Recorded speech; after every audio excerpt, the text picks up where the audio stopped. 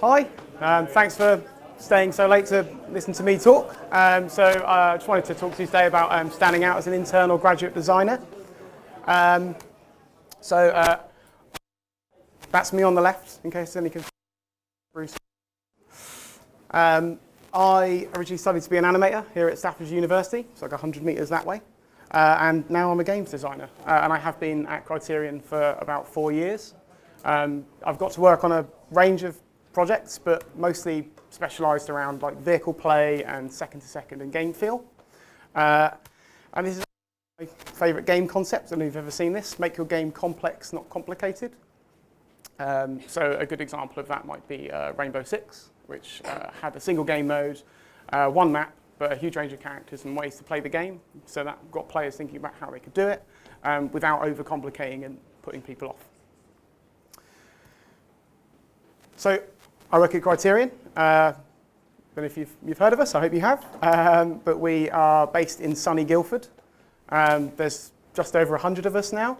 And we're known for games like Burnout, Need for Speed. We worked on the Battlefield franchise, most recently making Firestorm. We've worked on Battlefront, doing their VR mission and Starfighter Assaults. And then more recently, our audio narrative teams have got to work on Sea of Solitude and Star Wars Jedi Fallen Order. I don't know anything about it. Please don't ask me any questions. Today,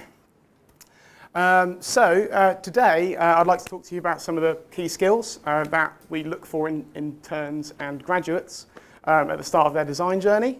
So at Criterion, when it comes to interns, we like to hire like one intern, design intern a year, but we hire interns for all of our disciplines pretty much. So this year we had a young girl called Leah, who's our intern, and she's from the University of Plymouth. So having seen lots of intern CVs and interviewed them over the years, the reason that we picked her was that she was able to glean insights from the things that inspire her and really get them into her game mechanics and her overall game loop. And she was also able to articulate and talk about those things in a really good way. So that's your first tip right there. How I'm going to do this talk to you today, I already hate that word agenda, it's very light. So I'm going to talk to you a little bit about the role of a designer within Criterion. And it might seem like a bit of a tangent, but hopefully it will give you a little bit of context for creative process and the skills that you might need to start thinking about as you do your courses. I will then roll that into how that relates to you guys, whether you want to be an intern or when you graduate. And then I will give you a little bit of interview tips that I think are pretty useful. Probably sure you've heard them all today for the multiple talks, but I'll do them anyway.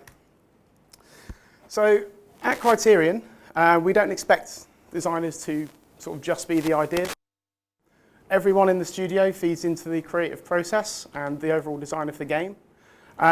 We do, however, take responsibility for leading the discussions and using our own expertise and insights to really focus those ideas down to give the best player experience that we possibly can. So we basically split our skill sets into two different things, aspirations. The first of those is being the leader of the creative process. So designers should be leaders who drive their features through the creative process, which is collaborative amongst all the disciplines. So you really want to harness the creative power of everyone in your team to get the best that you can out of them, and then use your analytical skills to unearth coherent feature designs out of that. So basically, we have a creative process and we want to be leading it. The second of the aspirations is being able to craft powerful player experiences. So as game designers, our fundamental responsibility is to deliver the best possible player experience that we possibly can. Because we want to motivate our players and keep them from coming back. Keep them coming back, not from coming back, that's wrong.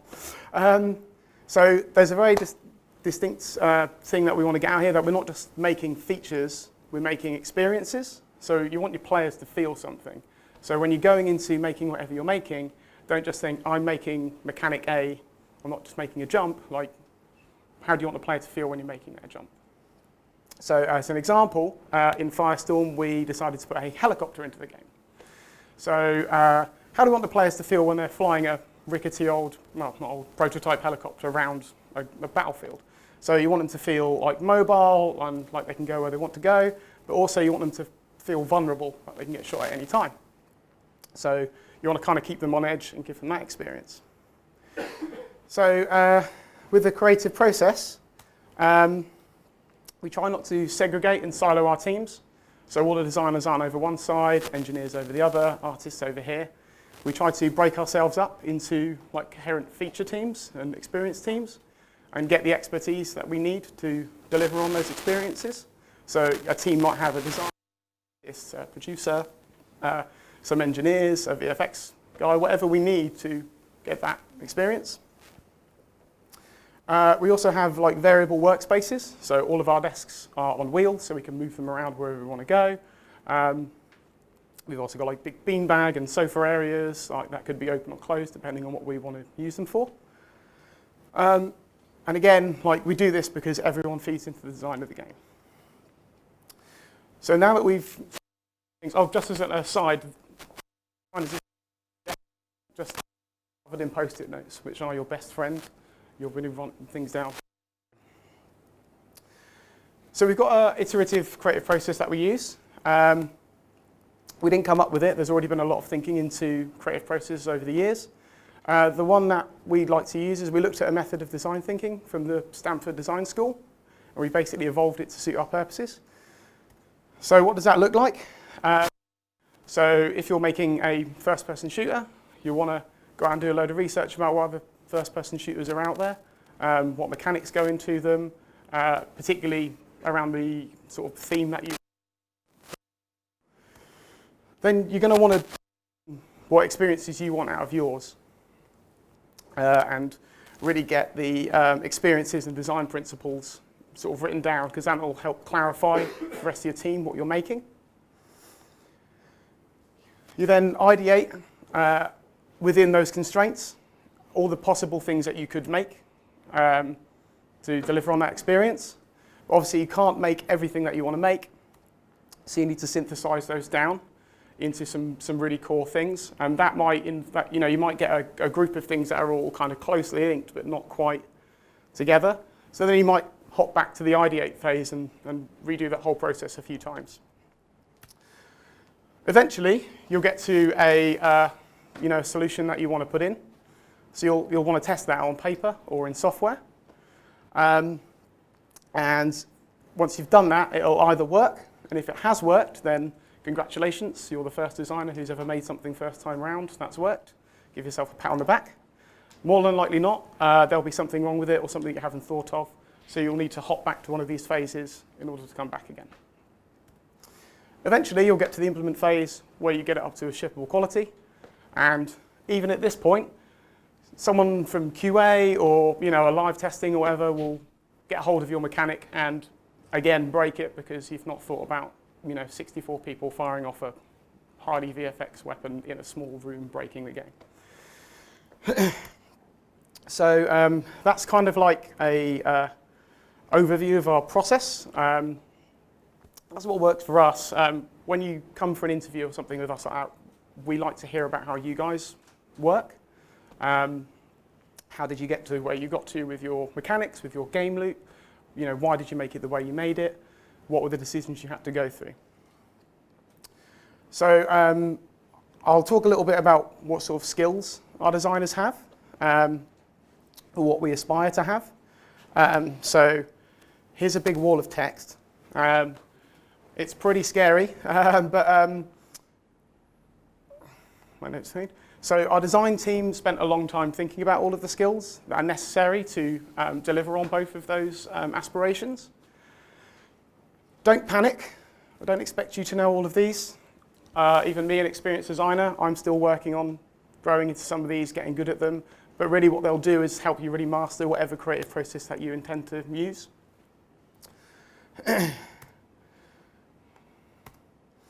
So what sort of out of that, what do we expect to see out of you when you come to see us or you apply to be an intern or you've graduated and you want a job? So if I go back to the giant wall of text, there are some of these that are more key than others for a designer on the start of their journey. And a lot of these are taught once you've got your job, or you're an intern and you're learning. So the things that we care about most are being a catalyst for creativity, designing with intent, maximizing the value to the player, because that's who you're making it for in the first place. And then this little one down here, being a self-educator, so the ability to keep learning and growing as a designer. So if I put that on a less scary list. So those are kind of the key areas that we look for. But what does that actually mean? So a catalyst for creativity. So a designer should be the creative inspiration for their team. And they also should be encouraging inclusive collaboration between all of the disciplines. So if you have quite a large team and you get people that are maybe not getting involved in the conversations, but you know that they have good ideas, it's our job to kind of get that out of them and really get what we want. So you should be the creative center of your team. So again, we're not just ideas people, but we do expect designers to be able to bring their own set of imaginative ideas to the table and really get the team inspired and thinking about the features and experiences you're trying to make. So we do that by trying to be the creative spark. So again, if I'm putting a helicopter into the game, I will go away and do a lot of research on all of the cool helicopter stuff that's out there. What's been in popular media, what do they actually do physically, how do they work? And then I might cut that together into like a 5-minute video or something that I can show my team to really get people excited about it and think about how we might solve the problems that arise. So you want to inspire your team. So again, we're creative collaborators. So you want to empower your team and really give everyone a voice and just take everyone's ideas on board. And then encourage collaboration. So that's not just about bringing people in, but it's about thinking about who are the right people to be in an ideation session. What process do you want to use to get the ideas out of them? What process do you want to use to synthesize those ideas down? If you've got to do multiple ideation sessions, how do you switch them up so you're not just doing the same thing all the time to keep the energy up and keep everyone positive and to come at it in new approaches? So these are all the things that you should be thinking about as a designer, and they're all part of keeping the room positive and creative, which isn't as easy as you think it might be when you've got a large team of 100 people. So this is a big one for us, being an analytical thinker. So it's a critical skill for a designer to be able to see beyond what you're seeing, what you're playing, what you're hearing, and really question it and understand why it works. So some good examples of that are, you've all played The Last of Us? Yeah, good. The giraffe scene in that game, why does it make you feel the way it makes you feel? What did they do to do that? How did they think about that in the first place? Why are players in Destiny willing to grind for hundreds of hours when they've already reached the maximum light level, but they keep playing the game? There is a reason for it. You just need to dig and find those insights for yourself. So you need to be an imaginative questioner. And searching for those type of insights is a key skill for designers. So you want to keep cultivating that and be insightful. So next, designing with intent. So this is quite a critical skill as well. So you shouldn't just be putting ideas into the game or resolving an issue or fixing a bug without thinking about what it is you're actually trying to solve. Otherwise, you're just going to keep creating more problems that need to be fixed or changed later on, which is going to get your engineers and your artists quite angry at you. So to get around that, you need to define your goals. Solving a problem should always start with the intent. So what is the experience that you're trying to create? What are the problems within that experience? And what are the attributes of a solution? So yeah. This is all about what mechanics, what features, what you're trying to make the player feel. You then put those into your design principles. So design principles are there to give guidance to your team so they know how you want the game made and how you want the features made and how you want things fixed. So we create them quite early on once we know what the experience is. So in the process earlier where we had define. This is where we would do this. And just to sort of explain, a design principle is like a rule or a guideline or consideration that needs to be taken into account when you're making something. And they should just be really understandable. So if I go back to the helicopter example again, I'm going to keep doing this. So we said it should feel mobile and vulnerable when you're playing it. So what sort of a principle would go into that? So should feel mobile. So that's about flying the helicopter around. Hands up, anyone who's flown a helicopter. I want to put mine down. I haven't. No, no one. When you're playing a game, how many of you think that you know how a helicopter should fly? Yeah, there we go. Right, so there's an expectation. Helicopters are really complicated, by the way. If you're interested, take a look. If not, then I completely understand. So a principle might be it should fly how the player expects, not how it actually flies, because they're really complicated and hard to fly. And you want to make that as simple as possible, but empower the player to make them feel like they should know. So that's quite a simple principle just to go by. So if you're doing anything in the game, making it in a way that doesn't go to that principle, then you need to have a rethink. So focus is another thing that goes into designing with intent. So we may or may not have stolen this from Apple. They're very good at what they do. But it's quite, you've got to think about what's important to the experience you're trying to create. And really hone in on those and actively make decisions about what you're doing. If you've got 10 things that you need to make, but you've only got a set amount of time to do it, so you might only get 5 of those things in, you need to start thinking about which of those are more important to the core experience that you're trying to make. Which leads us into maximizing value to the player. So this is another area that we feel is super important.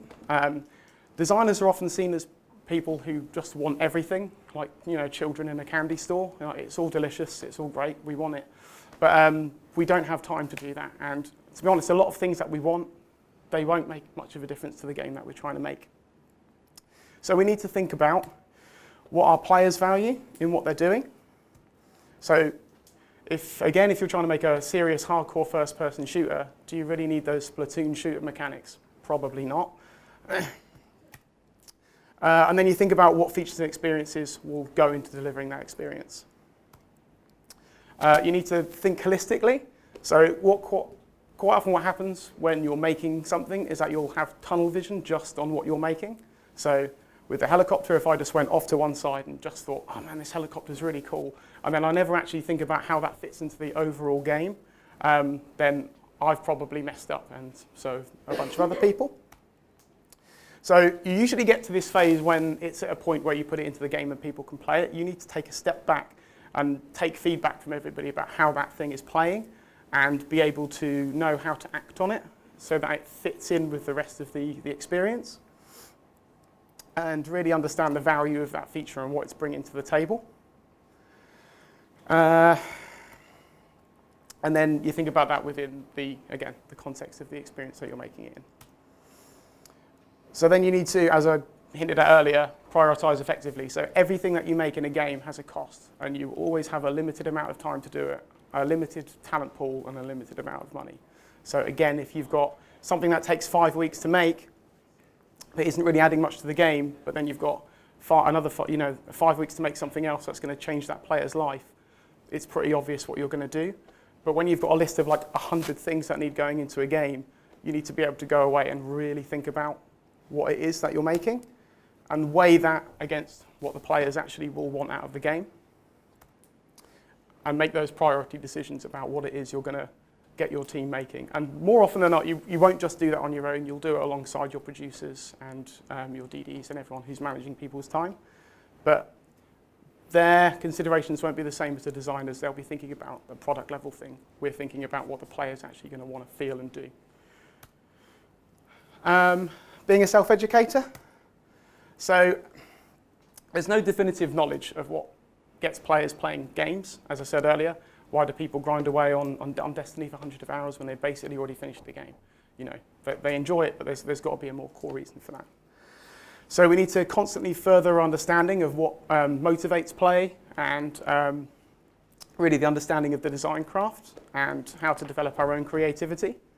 And we do that by looking at experiences through a different lens and try to uncover whatever insights we can. So we do that by doing things like deliberately watching media. So that could be, your favorite TV show on Netflix, a film. It could be a talk on GDC or Game Maker's Toolkit or something.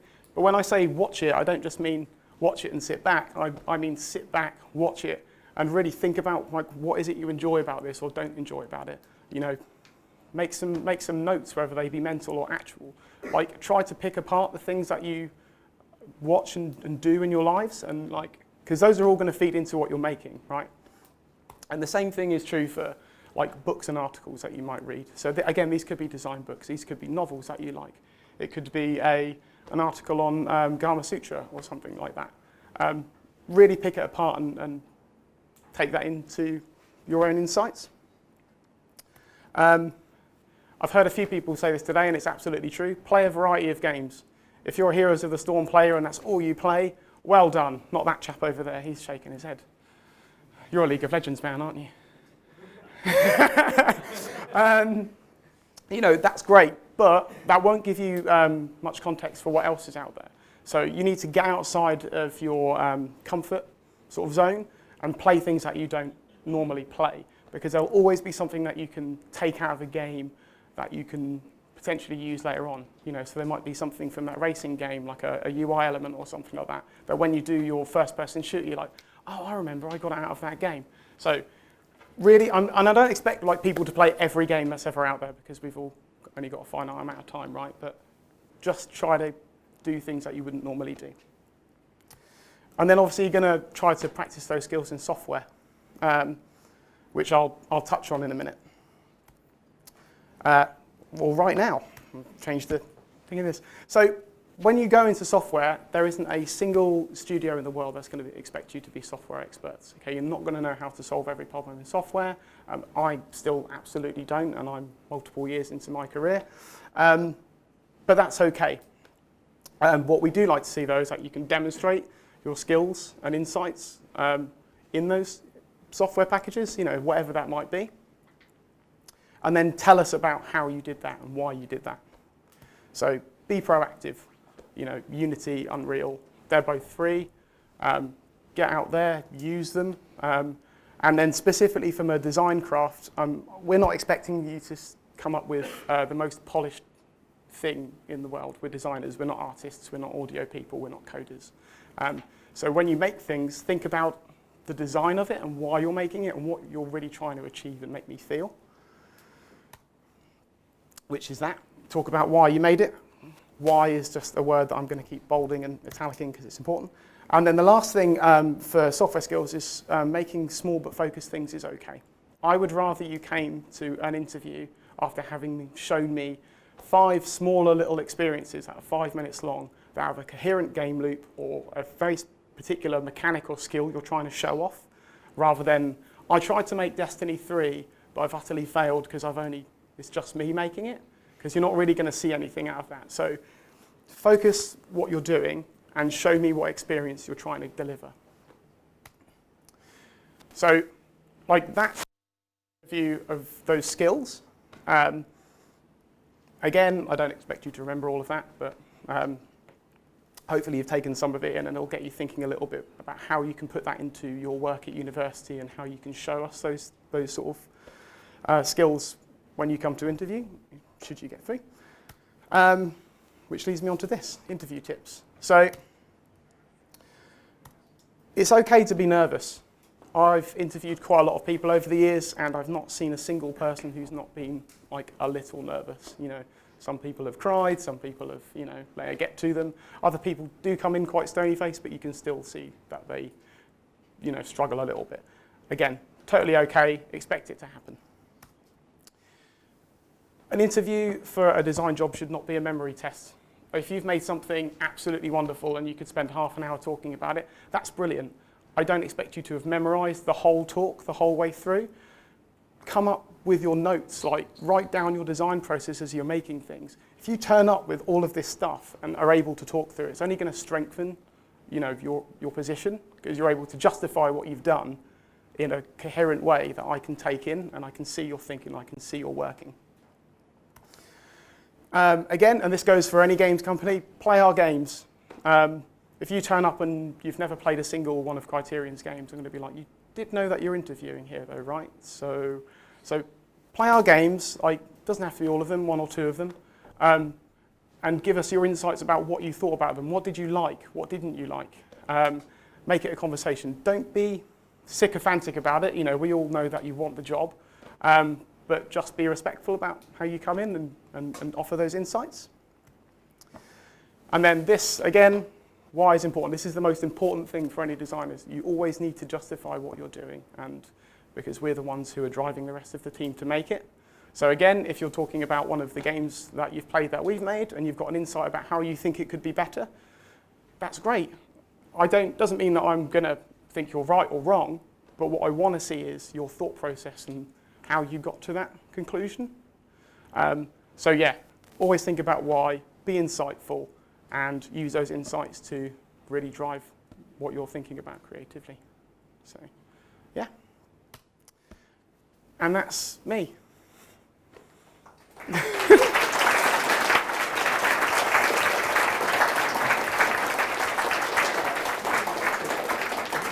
I think we do have time if there's any questions.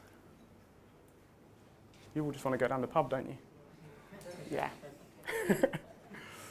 Cool. Well, I'm on Twitter. There's my thing. I'll be hanging around for a little while later if any of you need to talk to me. Hey.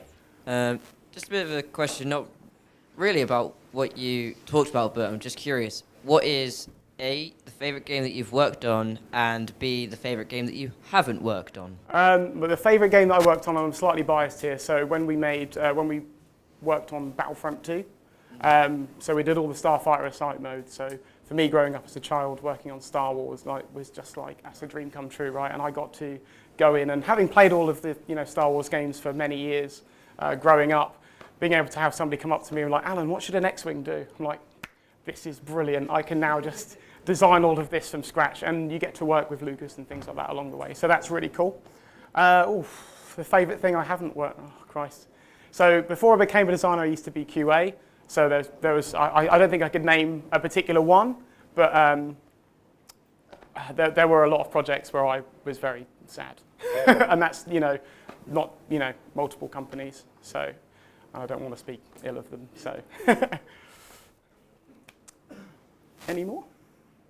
Cool. I'll be around for a little while afterwards, probably epic things, so please come and speak to me or message me, and I'll try to get back to you.